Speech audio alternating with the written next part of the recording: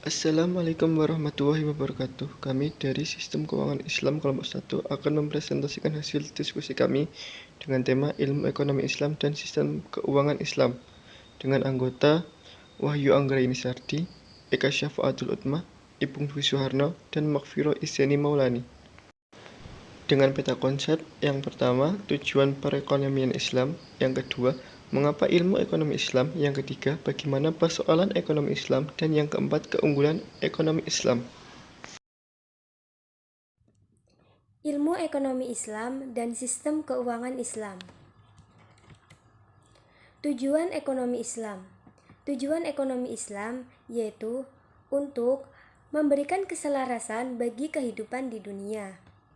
Nilai-nilai yang terkandung di dalam ekonomi Islam bukan hanya semata-mata untuk manusia-manusia tertentu, tetapi untuk semua makhluk hidup yang berada di bumi. Sumber utama dalam ekonomi Islam yaitu untuk memenuhi kebutuhan manusia dengan dilandaskan nilai-nilai Islam. Menurut Nik Mustafa dan Eka Suprayitno, Islam berorientasi pada tujuan yaitu menyediakan dan menciptakan peluang yang sama dan luas bagi semua orang untuk berperan serta dalam kegiatan ekonomi, memberantas kemiskinan absolut dan memenuhi kebutuhan-kebutuhan dasar bagi semua masyarakat, serta mempertahankan stabilitas ekonomi dan pertumbuhan, dan meningkatkan kesejahteraan ekonomi. Tercapainya tujuan-tujuan ini akan memberikan sumbangan besar bagi pertumbuhan ekonomi, dan akhirnya hal ini mampu menciptakan dan meningkatkan kesejahteraan ekonomi. Selanjutnya, saya akan menjelaskan mengenai mengapa ilmu ekonomi Islam. Ilmu ekonomi Islam pada awalnya merupakan sebuah pemikiran dari para filsuf yang didasarkan pada nilai-nilai kebenaran etika dan moral bagi manusia dalam aktivitas untuk memenuhi kehidupan hidupnya. Pemikiran-pemikiran yang didasarkan pada nilai etika dan moral bersumber dari kitab-kitab suci, perenungan, pengalaman historis, dan nilai religius yang sudah dijamin kebenarannya. Ekonomi Islam itu bukan hanya untuk penganut agama Islam saja, tetapi untuk kemaslahatan semua umat manusia, karena Islam diturunkan sebagai rahmatan lil alamin, seperti yang sudah disebutkan di dalam Al-Quran, di antaranya pada surat Al-Anbiya ayat 107, surat Al-An'am ayat 48, dan surat Al-A'raf ayat 158. Untuk ruang lingkup ekonomi Islam sendiri meliputi pembahasan atas berbagai perilaku manusia yang sadar dan berusaha mencapai falahnya. Dalam hal ini bersangkutan dengan 3 perilaku ekonomi. Yang pertama, konsumsi, produksi, dan distribusi. Pembahasan selanjutnya yaitu prinsip-prinsip ekonomi Islam. Prinsip-prinsip ekonomi Islam dipandu oleh beberapa sumber. Yang pertama, Al-Quran, yang kedua Sunnah Rasul, yang ketiga hukum Islam dan metodologinya, yang keempat sejarah masyarakat Islam, dan yang kelima data yang berhubungan dengan kehidupan ekonomi. Oleh karena itu, para penganut madhab sosialis, madhab kapitalis, menjadikan ekonomi Islam itu sebagai ancaman yang menggusur mereka. Karena pada dasarnya Islam itu tidak mengajarkan mereka untuk memaksa mengikuti sistem Islam itu sendiri. Yang selanjutnya yaitu persoalan ekonomi. Yang pertama, apa yang akan diproduksi? Hal ini dimaksudkan untuk menjawab pertanyaan mengenai barang-barang dan jasa-jasa apakah yang akan dihasilkan. Kita mengetahui bahwa kebutuhan manusia tidak terbatas jumlahnya, sementara alat pemuas kebutuhan jumlahnya terbatas. Dan yang kedua, bagaimana memproduksinya? Di dalam memproduksi barang dan jasa dibutuhkan berbagai macam tipe sumber daya yang digunakan. Salah satu contohnya dalam kaitan ini adalah pemilihan teknologi. Setiap sistem ekonomi dihadapkan pada masalah pilihan di antara bermacam-macam teknologi yang akan digunakan untuk menghasilkan output yang diinginkan. Selain itu, sistem ekonomi juga menghadapi masalah atau keterbatasan sumber daya di dalam memproduksi output yang diinginkan. Sebagai contoh adalah penggunaan sumber daya manusia. Dan yang ketiga, siapa yang akan menikmatinya? Dalam hal ini, pada dasarnya sistem ekonomi tersebut menghadapi masalah pembagian atau distribusi pendapatan. yakni apakah pendapatan tersebut akan terbagi secara merata atau sama rata, tidak merata atau ketimpangan, atau proporsional.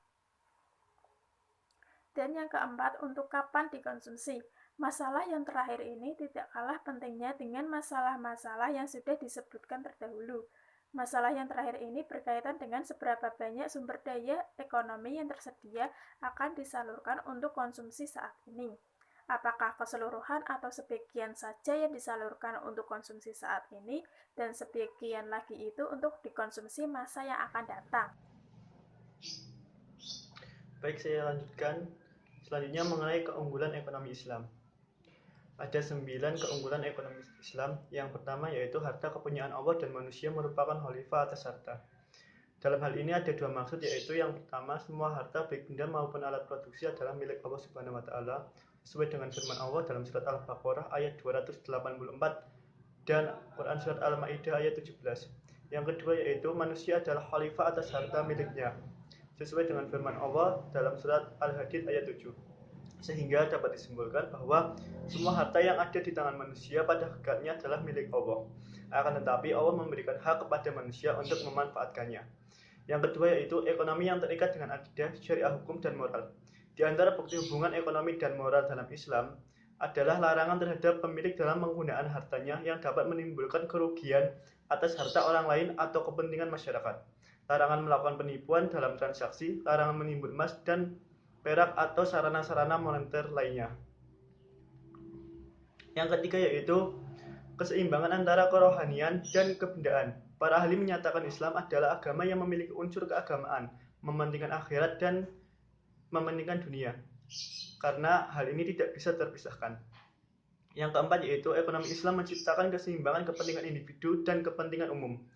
Arti keseimbangan dalam sistem sosial Islam adalah Islam tidak mengakui hak mutlak dan kebebasan mutlak, tetapi mempunyai batasan-batasan tertentu termasuk dalam bidang hak milik.